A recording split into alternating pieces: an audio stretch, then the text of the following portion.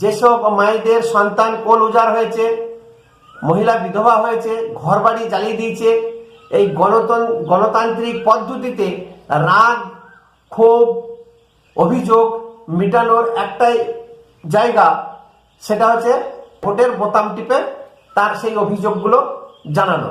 জ্ঞানেশ কুমার কিন্তু খুব সন্তর্পণে, খুব বুদ্ধিমত্তার সঙ্গে এখানে কিন্তু কার্ড খেলছেন।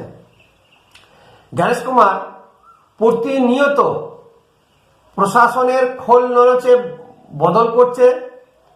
আমরা দেখছি প্রত্যেক দিন কিছু না কিছু পরিবর্তন হচ্ছে এই পশ্চিমবঙ্গে। এখন জ্ঞানেশ কুমারের একটা প্রেস্টিজ ফাইট পশ্চিমবঙ্গকে নিয়ে। আমাদের পশ্চিমবঙ্গ থেকে বহু সংখ্যক শ্রমিক, বেকার যুবক যুবতীরা আজকে বিভিন্ন রাজ্যে ছড়িয়ে আছে। তাদের আবেদন ছিল স্পেশাল ট্রেন দেওয়া হোক, বিধানসভা ভোটে আমরা গিয়ে আমরা ভোট দেবো।